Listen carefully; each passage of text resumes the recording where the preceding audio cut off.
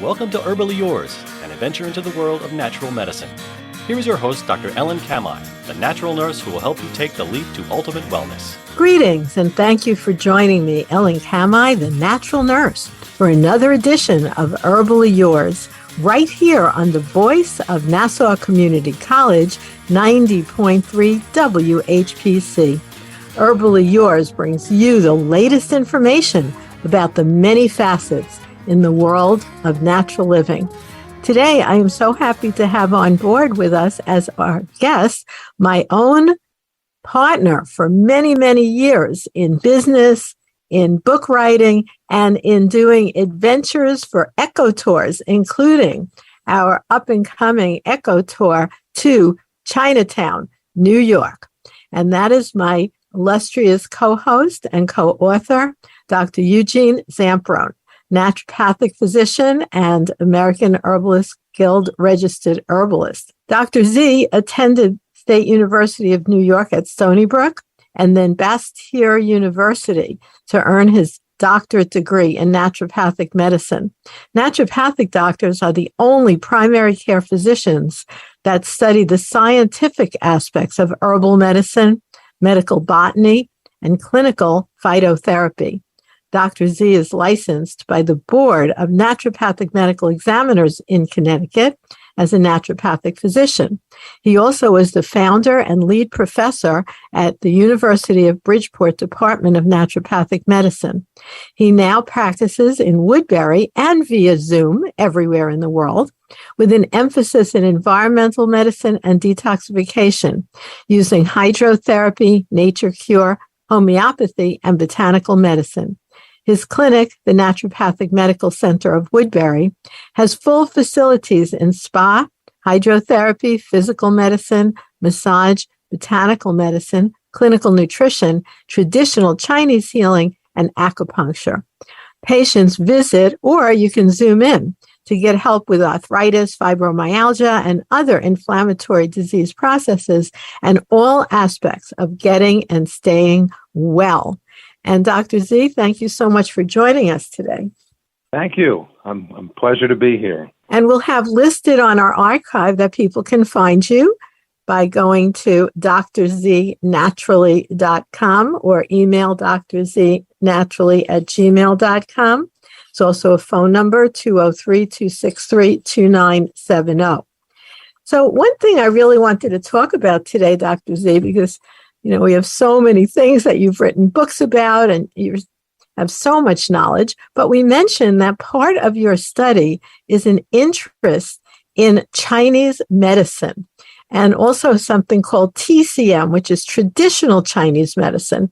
And when we take our group to Chinatown, coming up real soon, they can experience all these things for themselves. It's really like going to another country. Yes, it's fantastic to be immersed in a complete holistic medicine that deals with diet, lifestyle, ways to eat, ways to think and meditate, and of course, herbs and acupuncture, and even energy medicine like Qigong. And Chinese medicine predates Western medicine by thousands of years. So their concepts even apply today, even though they're not even based on the germ theory, which is kind of a Western construct.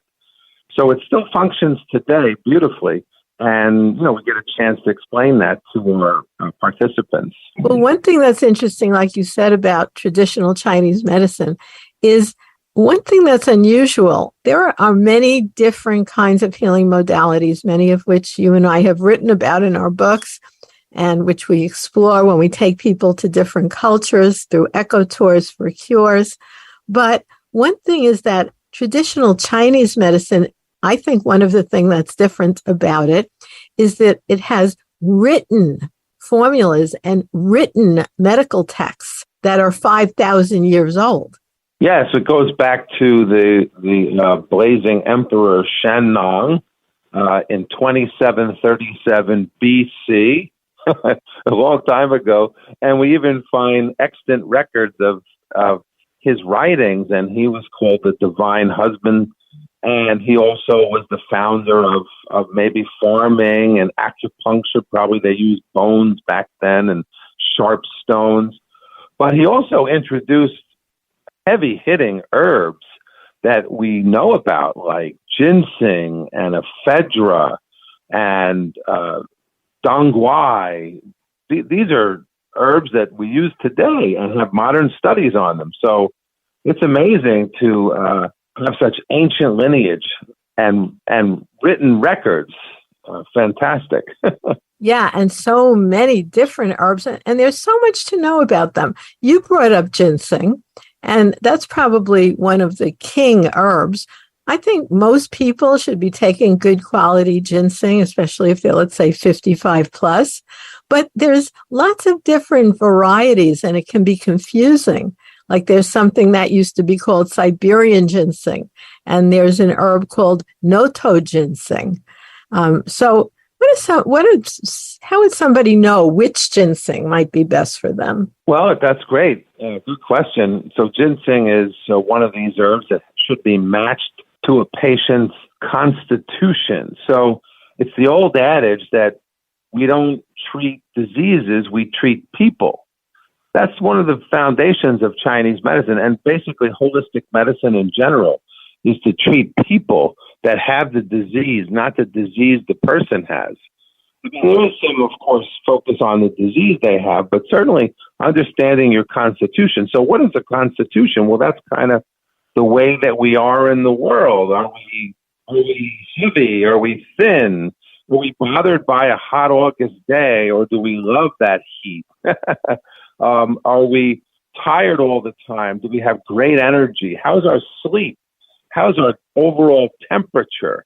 And a lot of these were gleaned, not with blood tests or MRIs thousands of years ago, but by simply checking the pulse and the tongue and using what's called facial diagnosis and really immersing yourself into the life of the patient, understanding their habits. And that's what we call constitutional medicine. And then, of course, later on in Chinese culture, with the Taoist yin and yang came into being, and an understanding of how that applies to people. And, of course, then the evil influences. There's so much to talk about with Chinese medicine, but that's how you match the ginseng. There's ginseng for people that are very hot, ginseng for people that are cold, and ginseng for just right, just like Goldilocks, just right. So you just brought up a whole lot of premises about both naturopathic medicine, where you're looking at the whole person, where you're treating the person, you're not treating the illness. That's a big difference. If someone with similar symptoms either sets up a Zoom appointment with you or comes to your beautiful clinic up there in Connecticut, even if two clients walk in with the same list of issues, they're not going to walk out with the same, like you would in pharmaceuticals. Everyone gets the same thing, like me and you. I'm a teeny little lady. You're a big, big guy. We would be given the same drug and probably the same dose in Western medicine, but it would be so different in natural medicine. Yes, based on your energy, you could have the same problem, like you could have insomnia, but it can be caused by completely different imbalances of the different organs. For instance, like you could have an insomnia that's based on the liver problem, a liver imbalance, or insomnia based on the heart, or what they call the spirit or Shen imbalance. And this is not the spirit that survives death, like in a religious sense, but this is your emotions, your dreams, your aspirations, the ability to shut off your mind and not have monkey mind, as they say.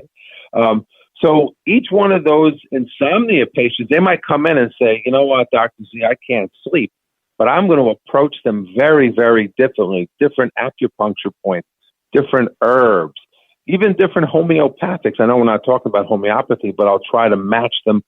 That's another whole typology system too. So we have a lot of systems where we try to find the underlying cause of the imbalance or dis-ease, And then we try to bring that patient back into balance. Well, now, of course, you are a modern naturopathic doctor. So it's so wonderful that you can incorporate some of the ancient diagnostic techniques that you brought up, and we'll go into more deeply, such as pulse and tongue diagnosis.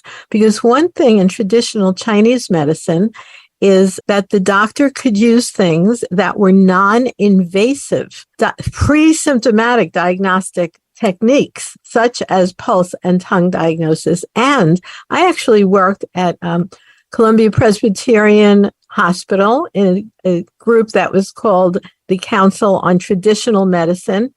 And we had an Ayurvedic doctor come in, Dr. Vasant Lad, and he actually used these pulse and tongue diagnostic techniques on patients that were already in the hospital.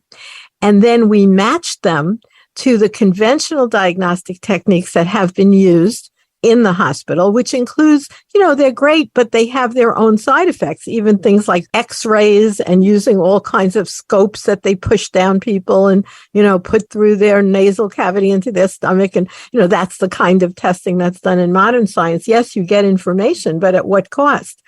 Well, he was almost identical, according to our figures, 98% identical, just doing something that is so much more less invasive and so much more cost effective, called pulse and tongue diagnosis. And I know you have studied those techniques. Yes, I've studied them and taught them for many years, and it's amazing what the tongue can tell you. It's funny, when I'm at the dentist, we have great conversations because, he just basically sticks out the tongue and looks for cancer, but he doesn't know about the cracks in the tongue, that they mean all kinds of things.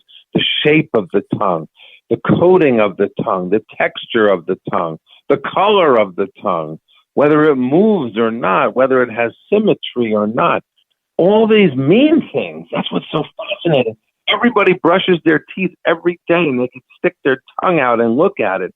And if they had some type of knowledge, they could figure out exactly what's going on with their body. And it's just amazing when I meet strangers like on our Chinatown walk that come and they stick out their tongue, and I say, you have to focus on such and such a thing. Now, I can't tell you what your cholesterol number is by sticking your tongue out, but I can tell you, whether your diet is appropriate for the season or for your own constitution, or whether your liver is imbalanced, or whether you're having problems with enough hydrochloric acid in your stomach to digest your food. Because if you don't digest your food, there's an old adage, you are what you absorb. You can't absorb things. And if you can't absorb things, how can you heal? So these are some of the many things that you can tell from just sticking out your tongue. It's amazing. And that's something we actually do. For those who participate in our Chinatown trip, we go there and we do a lot of interesting things. For instance, we do an herb walk right on the street in New York City, looking at plants that are just growing through the cracks of the sidewalk. And we're not going to use those plants for medicine, but we can learn to identify them and how to gather them and process them, which we do in other workshops. And then we do go down into the apothecaries of Chinatown, where it's very common. And all day long, people come in there with prescriptions from knowledgeable doctors who understand traditional Chinese medicine to make a very specific herbal combination just for them. Yeah, and it's important when you're training in Chinese medicine that you understand what the herbs do from a Chinese sense, what they do from a Western chemical sense, and also how to put them together in unique ways to help your patient, because every formula has like a king or queen herb, and then it has deputies that do subservient things to the formula, and then it has a driver, and then it has something to help it go through the meridians, and then it has an herb that balances the system, like what they call like an adaptogen or tonic. So every formula is well thought out, looking at these different functions of the body and functions of the herbs and what the doctor has in mind for you based on your tongue and pulse diagnosis. So it's very individualized. So, listeners, I'd like to remind you that you are listening to Herbally Yours on the voice of Nassau Community College, 90.3 WHPC. I'm Ellen Kamhi, the natural nurse, and today my guest is Dr. Eugene Zampieron, naturopathic physician, and you can find him at DRZ, that's Dr. Z, naturally.com, or email him at drznaturally@gmail.com, and we'll have those as live links after you listen to the show, because we always have archives right here. And the voice of Nassau Community College at 90.3 WHPC allows you to listen live online at nccradio.org and also on iHeartRadio and other streaming stations. So you can always email us at whpc@ncc.edu. And thank you so much for being our guest today, Dr. Z. Fabulous. Now, it's so interesting, too, in Chinese medicine, like some of the concepts which sound foreign. Like, for instance, in the weather that we're in right now, this is an appropriate concept. What is damp heat? Well, we have these, back in China, in ancient China, they realized that the weather and the environment and where you lived impacted your health. I mean, think about it. Weather is very important. If it's blistering hot out, you certainly have to make sure you're drinking water and staying hydrated and maybe not eating certain foods, and maybe you were susceptible to certain illnesses during that particular time.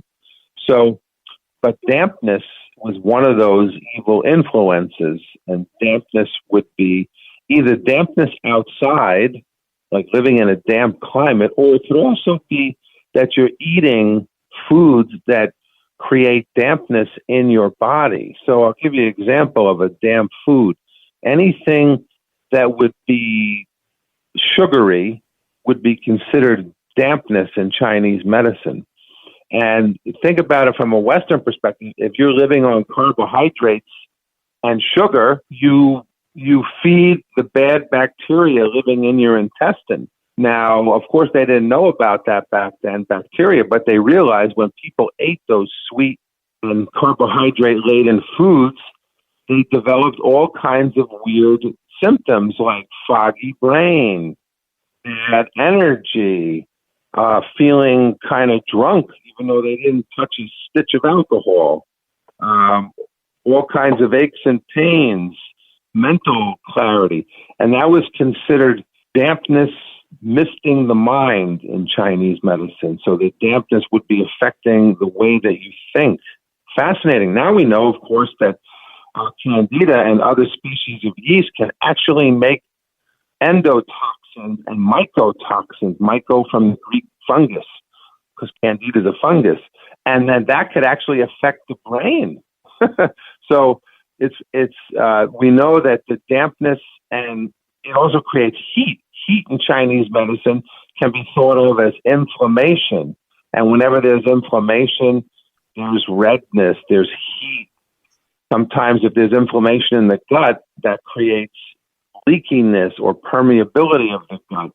And that can allow those toxins to escape the intestine and enter the bloodstream and affect everything, really. It could affect the joints. It could affect your mind. It could affect your heart even. Now we know that toxins from the intestine and bacterial endotoxins affects the cardiac system. So we see a whole systemic influence based on damp heat. And so now we have modern stool analysis that we can send to the lab to document that you do have damp heat or leaky gut or whatever. But you know what? It doesn't even matter if you do those stool tests or not, because if you just follow the ancient Chinese concepts, the herbs that they would prescribe for damp heat happen to be, coincident or not, I don't think so, the best herbs to treat overgrowth of yeast and Candida. So this was, one herb was called philodendron, which many of you listeners may have heard of golden seal, but that's a little tiny endangered plant that grows in the woods and has been over-harvested. Philodendron comes from a ginormous tree in the oak cousin to our oak tree that has a lot of this compound called berberine in it.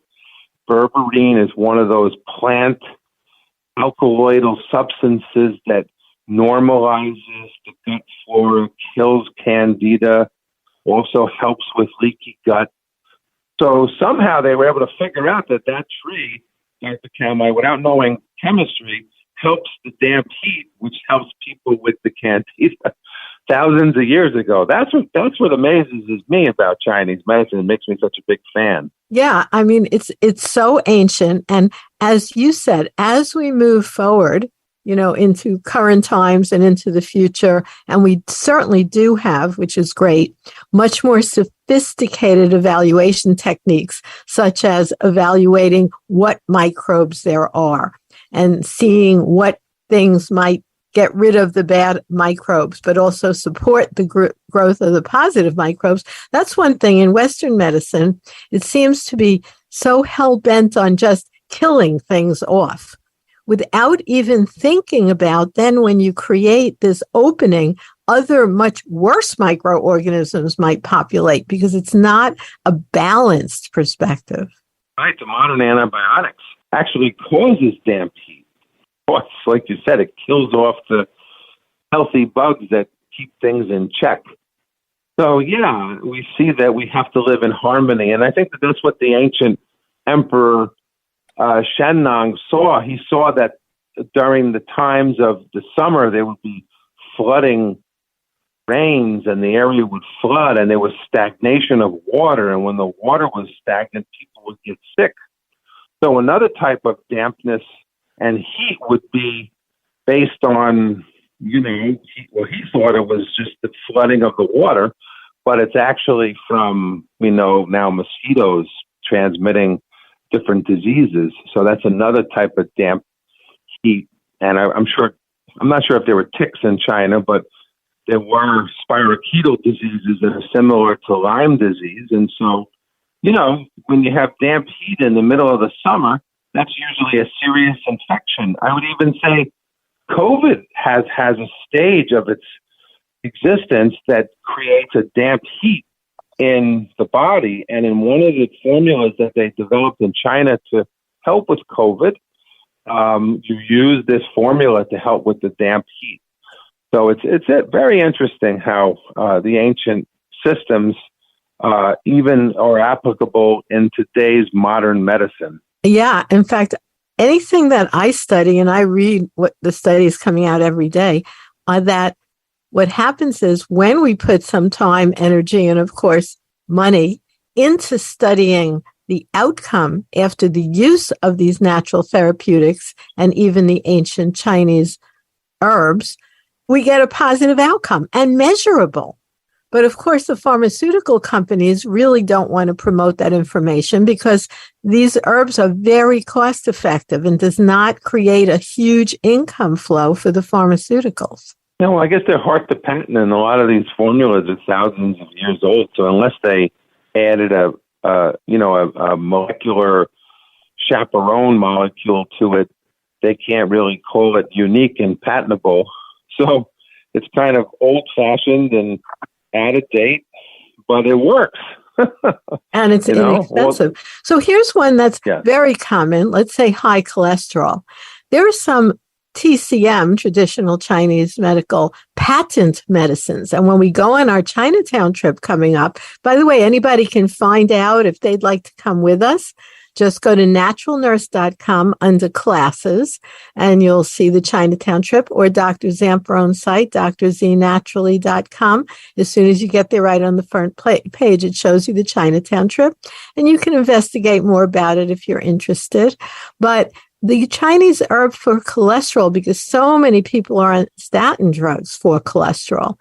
But if it's something that you might choose not to use, of course, diet and exercise really helps.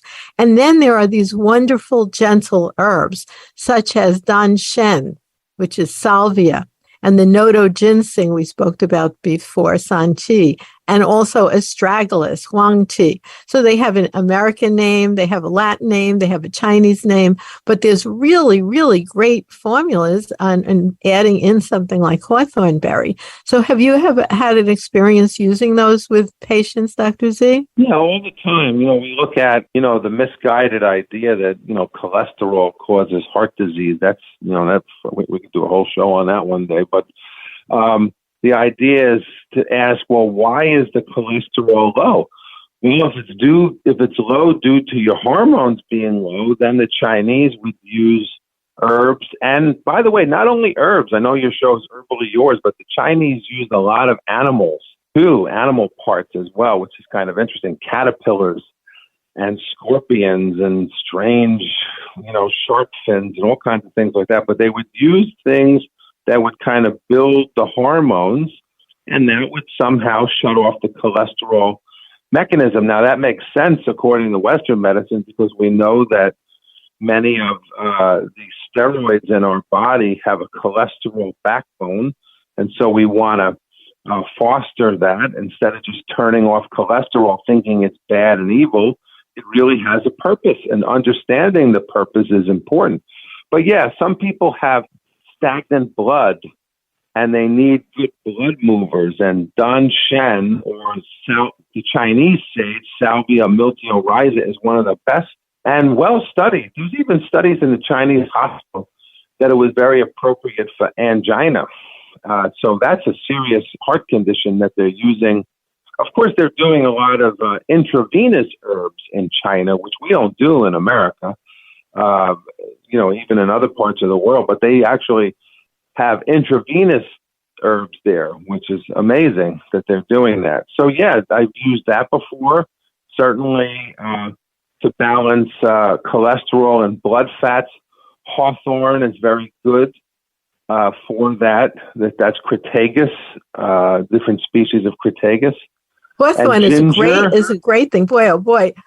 Ran out of time already. It's just amazing. So what's the best way to get in touch with you, Dr. Z? And I know that you have expanded your practice hours and that you are now taking clients by Zoom, not only having to come to the office, although the office is a wonderful place to go. So in our last time together, just tell us about that. They could email me at drznaturally@gmail.com, or you could spell out Dr. Z, Dr. DOCTORZ, naturally, @gmail.com, and we'll sit down with you and we have a very extensive health assessment. Spending time with patients is really the key to understanding what's going on with them and understanding their life. You can't get that in a 10-minute office visit, that's for sure. It's true. And thank you so much, Dr. Z. Stay healthy. And thank you, listeners, for tuning into Herbally Yours, produced in the studios of 90.3 WHPC, Nassau Community College, Garden City, New York. For further information, email us at whpc@ncc.edu. This is your host, Ellen Kamhi at naturalnurse.com, inviting you to join us again next week for another edition of Herbally Yours. Until then, stay healthy.